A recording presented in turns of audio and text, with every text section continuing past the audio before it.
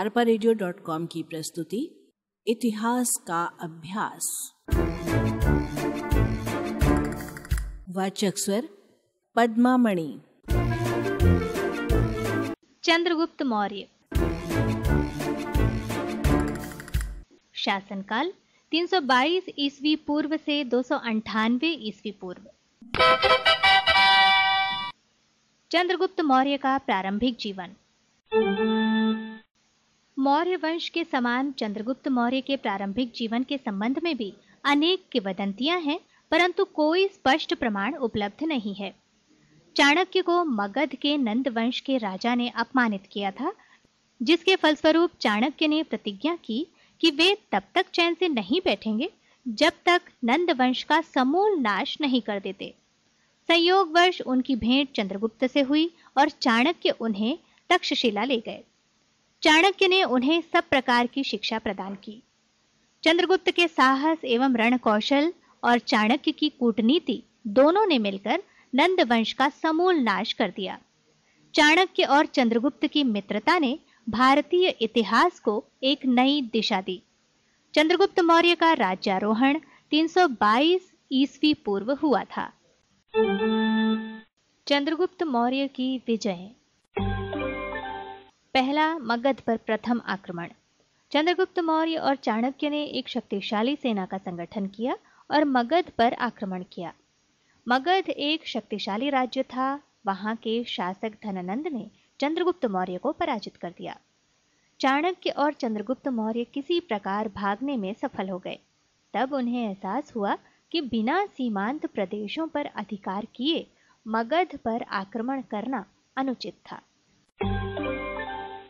दूसरा, पंजाब पर विजय। पंजाब पर यूनानियों का अधिकार था। 323 ईस्वी पूर्व में सिकंदर की मृत्यु का समाचार प्राप्त होते ही उत्तराधिकारियों में साम्राज्य विभाजन के लिए गृह युद्ध प्रारंभ हो गया, जिससे पंजाब में यूनानियों की शक्ति को अत्यधिक धक्का लगा और चंद्रगुप्त का कार्य सरल हो गया।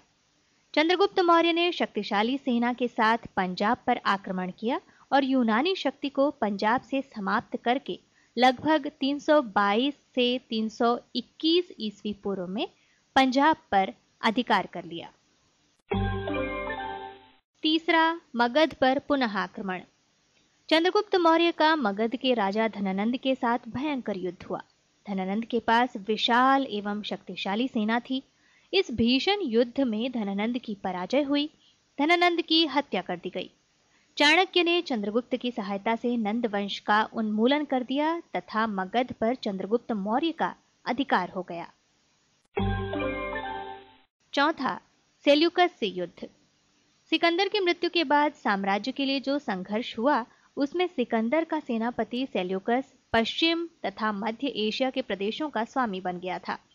सेल्यूकस ने 305 ईस्वी पूर्व भारत पर आक्रमण किया, परंतु अब भारत की राजनीतिक परिस्थिति में महत्वपूर्ण परिवर्तन आ चुका था। मगध के सिंहासन पर चंद्रगुप्त मौर्य जैसा पराक्रमी एवं शक्तिशाली शासक था। चंद्रगुप्त मौर्य ने सेल्यूकस को पराजित कर दिया। विवश होकर सेल्यूकस को संधि करनी पड़ी। संधि के अनुसार सेल्यूकस को अपने राज्य के पूर्वी प्रदेश भारतीय राजा चंद्रगुप्त को देने पड़े, जिसमें काबुल, कंधार, हिरात और बलूचिस्तान आदि थे। सेल्यूकस ने अपनी पुत्री का विवाह चंद्रगुप्त मौर्य से कर दिया। इस प्रकार मैत्रीपूर्ण संबंध स्थापित हो गए। सेल्यूकस ने मेगास्थनीज को अपना राजदूत बनाकर चंद्रगुप्त मौर्य के दरबार में भेजा। पांचवां, दक्षिण विजय।